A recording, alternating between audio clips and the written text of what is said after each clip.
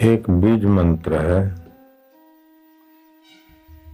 जो शरीर का भारीपन, सिर दर्द तो ठीक करता है लेकिन गाढ़ी नींद भी देता है। आप अभी गाढ़ी भावना में थे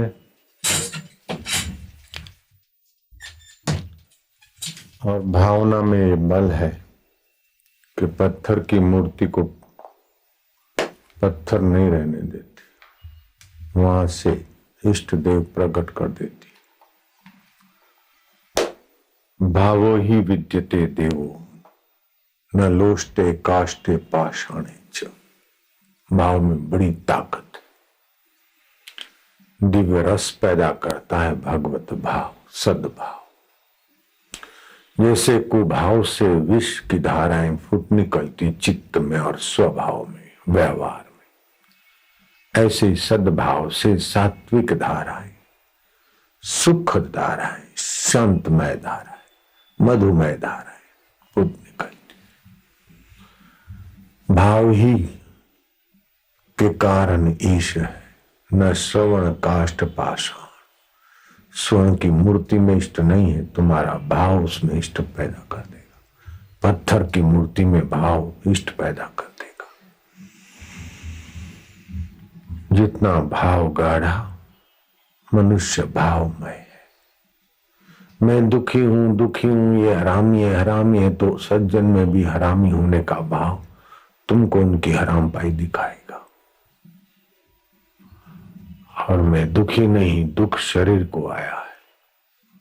सुख और दुख स्वप्न है, उसको जानने वाला अपना मेरा साक्षी परमात्मा है। ये भाव तो सच्चा भाव है। जैसे बीज मंत्र थम थम थम थम गाढ़ी नींद लाता है, सिर दर्द को थाम देता है, भारीपन को थाम देता है, ऐसी मानसिक दुर्बलता को सफेद वस्त्र पहनकर यम यम यम यम जप करने से मानसिक दुर्बलता को थाम देते हैं लोग। हाई बीपी, लो बीपी को खम खम थाम देता है, अनिद्रा को थम थम थाम लेता है। ये सारे बीज मंत्र हैं।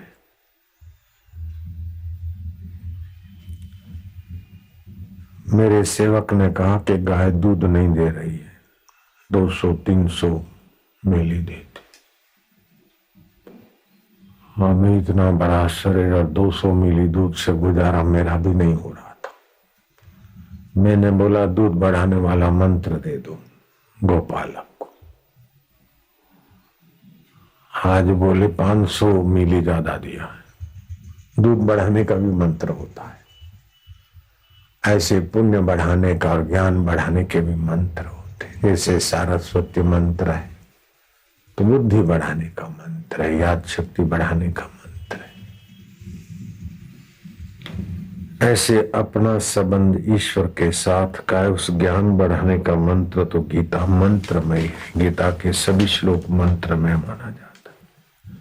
जैसे एरंड के तेल की एक बूंद ललाट पे रगड़ के फिर सो जाए तो नेत्र ज्योति बढ़ती है। बात तो छोटी सी है। मैंने मेरे हाथ में ये कल परसों बात आई थी, मैंने वो रगड़ा नहीं। ऐसी ग्रह की कला बाधा को दूर करना हो, घर में झगड़े हों तो हरताल की मिट्टी आती है, आप लोग जानते हैं। छाछ में और हरताल की मिट्टी को घोलकर एक पुतली बना दो और घर के आंगन में गाड़ दो तो घर के झगड़े गायब, लड़ाई झगड़े गायब। लेकिन अपना मन या अपने आप को ईश्वर में पूर्णतया सजाग करना हो तो 7 बातें साधक के जीवन में, जैसे गाढ़ी भावना ऐसी 7 बातें गाढ़ी आ जाए। गाढ़ा भाव ज्यादा देर नहीं रहता है, लेकिन भाव आया चला गया, जन्म मिला चला गया, सृष्टि पैदा हुई और मिट गई, फिर भी जो नहीं मिटता है वो अपना आपा। उसका साक्षात्कार करने के लिए साधक को 7 बातें अपने में गाड़ी लानी पड़ेगी। गाढ़े भाव वालों को ये 7 बातें गाड़ी आना तक सहज है, कठिन नहीं है। एक तो सुबह ब्रह्म मुहूर्त में उठना, सूरज उगने से 2.25 घंटे पहले से ब्रह्म मुहूर्त चालू हो जाता है। समझो 1-1.5 घंटा भी पहले उठे तो आप ब्रह्म मुहूर्त में उठ गए हो। ब्रह्म मुहूर्त में उठना, उस समय जो स्नान आदि जप ध्यान आदि है वो विशेष फल देता है। अधिक ठंडा पानी हो तो थोड़ी ठंडक मिटा दे, ऐसा कर ले। ज्यादा गर्म पानी सिर पे ना पड़े। जिस पानी से स्नान करते हैं गुनगुने से, वो सिर पर ना आए, उसमें थोड़ा ठंडा मिलाकर एक टब, फिर मैं बाकी के शरीर से सहज ठंडक तोड़ा हुआ गुनगुना पानी से नहाता। जो साधना करते हैं उनको ज्यादा लस्सी और दही, मूली, लहसुन और प्याज से बचना चाहिए, तो ज्ञान की धारा प्रखर होगी। ब्रह्म मुहूर्त में उठना और शुभ संकल्प करना कि मेरा जगत नियता अपना अपना है, मैं सतचित आनंद स्वरूप के माधुर्य में शांत हो रहा। ये ब्रह्म मुहूर्त में श्री कृष्ण संकल्प करते थे, नींद में से उठते थे कि ये माया विष्टिश धन मेरा नहीं, लेकिन माया और माया के खेल मुझ चैतन्य से प्रकाशित होते हैं। वह मैं चैतन्य हूं, सो हम। ये ब्रह्म मुहूर्त का ब्रह्म भाव है। दूसरी बात, प्रार्थना करना कि हे परमेश्वर, हे गुरुदेव, हे इष्ट देव, हमारे पवित्र भाव और पवित्र ज्ञान का विकास हो। ये ऐसी है, वो ऐसा है, उधर ये है, उधर वो है, ये पवित्र ज्ञान पवित्र भाव नहीं। इसमें और उसमें जो एक सत्तावसी है, वो साक्षी चैतन्य आद सत जुगात सत है भी सत, उससे भी सत, उस सत स्वरूप में हमारी स्थिति हो जाए। असत शरीर में, असत दुख सुख में हमारी स्थिति से हम कई जन्म मरण ले रहे, अब हम सत में स्थित हो जाए, पवित्र भाव का विकास। तीसरा, सुबह सुबह ओम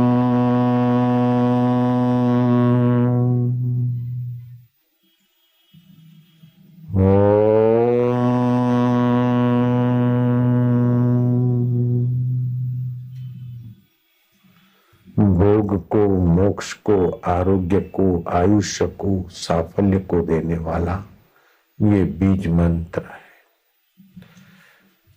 सुबह दीर्घ मंत्र जप करने से आरोग्य तो बनता ही है, आत्मबल और शांति सूझबूझ का विकास होगा। चंचलता शक्ति को क्षीण करती है, एकाग्रता शक्ति का संचय करती है। ये एकाग्रता की कुंजी के साधन बता रहा। सुबह दीर्घ प्रणव का जाप, गुरु मूर्ति को, इष्ट मूर्ति को देखते जाए। ध्यान मूलम गुरु मूर्ति, पूजा मूलम गुरु पदम। और ये दिल्ली के भजन गायक इतने भजनों में प्रसिद्ध हुए या इतना भजन असरकारक लिखने में सफल होते, उसके पीछे इन्होंने गुरु दीक्षा का फायदा उठाया, गुरु मूर्ति का फायदा उठाते।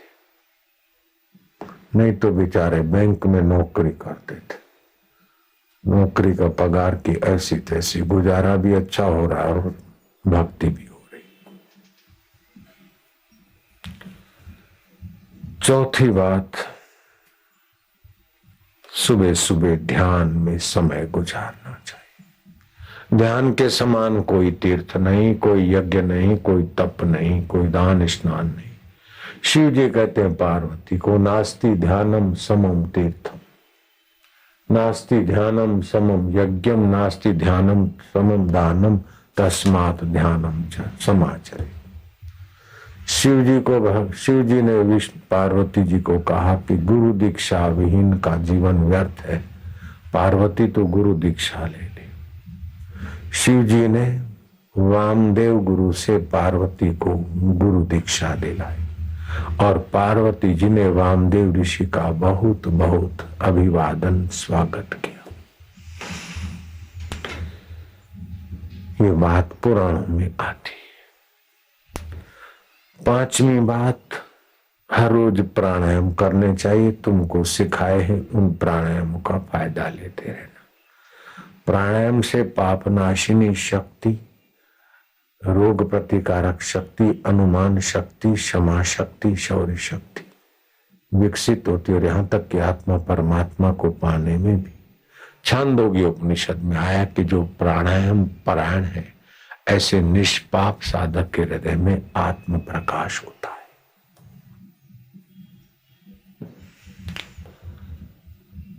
स्मरण शक्ति आदि बढ़ती है। छठा साधन है कि मौन, मौन से आंतरिक शक्तियों का विकास होता है, मनोबल बढ़ता है, बुद्धि बल बढ़ता है। सातवीं बात है कि अपने जीवन में कुछ न कुछ दोष होते हैं। साधन तो करते हैं लेकिन फिर भी सिद्धि पराकाष्ठ सिद्धियां तो आई है जीवन में बहुत सारी, सद्भाव आदि। नहीं तो इतनी देर निगुरे आदमी नहीं बैठ सकते।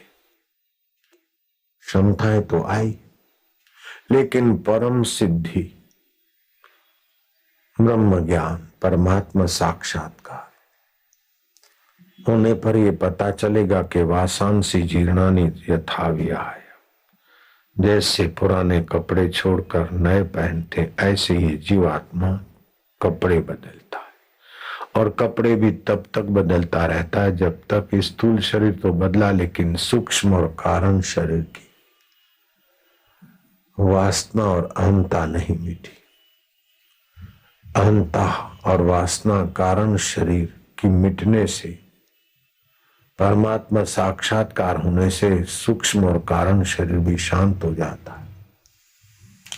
और अनंत ब्रह्मांडों में मैं व्याप रहा था, मुझे मालूम न था। जन्म मरण मेरा था ही नहीं, पुण्य पाप मेरा था ही नहीं। बालक यौवन वृद्ध अवस्था मेरी थी नहीं, ये शरीरों की थी। स्वप्न अवस्था सूक्ष्म शरीर की थी, निद्रा अवस्था कारण शरीर की थी। इन सब का प्रकाशक मैं हूं, मैं था और मैं रहूंगा। सृष्टि की उत्पत्ति स्थिति प्रलय जिससे होती है वो मैं सच्चिदानंद चैतन्य हूं, ऐसा साक्षात्कार। ब्राह्मी स्थिति प्राप्त कर कार्य रहे ना शेष, मोह कभी नहीं ठग सके, इच्छा नहीं लवलेश। पूर्ण गुरु कृपा मिली, पूर्ण गुरु का ज्ञान प्रकट होगा। फिर श्री कृष्ण के इन वचनों का अपने जीवन में साक्षात्कार हो जाएगा। अविनाशी तू तद विद्धि ये न सर्वम इदम ततम, विनाशम अव्यय स्यास न कश्चित कर तुम हरती। भगवत गीता के दूसरे अध्याय का श्लोक। अविनाशी तू उसको जान जिससे यह संपूर्ण संसार व्याप्त है। इस अविनाशी का विनाश कोई भी नहीं कर सकता। ये अविनाशी आत्मा का विनाश कोई नहीं कर सकता, प्रलय में भी विनाश नहीं होता। इस प्रकार का अपनी मैं अविनाशी का साक्षात्कार हो जाएगा। जा मरने ते जग डरे मोरे मन आनंद, कब मरिए कब मिलिए पाइए पूर्ण परमानंद। सज्जन समझदार आदमी पुराने कपड़े बदलने में संकोच नहीं करता, नए कपड़े पहनने में संकोच नहीं करता। और गुणातीत महापुरुष तो दिगंबर रहने में भी संकोच नहीं करता। ऐसे स्थूल सूक्ष्म कारण ये शरीर रूपी कपड़े तो पहन रहे थे, अब निरंजन हो गए, अलख निरंजन हो गए। मूर्ख बच्चा कपड़े बदलने में सुकड़ाता है, रोता है। नए कपड़े पहनाते तो भी रोता है, लेकिन समझदार कपड़े बदलने में न सकुचाता है न रोता है। और गुणातीत कपड़े बदलो न बदलो, हम है अपने आप परिस्थितियों के भाव। उस अकाल ब्रह्म को अपना आत्मा जान जाता है। वासांसी जीर्णानि यथा विहाय, नवानि ग्रहाणि नरोपराणि, तथा शरीराणि विहाय जीर्णानि अन्यानि संयाति नवानि देहि। मनुष्य जैसे पुराने कपड़ों को छोड़कर दूसरे नए कपड़े धारण कर लेता है, ऐसे ये देही आत्मा पुराने शरीर छोड़कर नए धारण करता रहता है।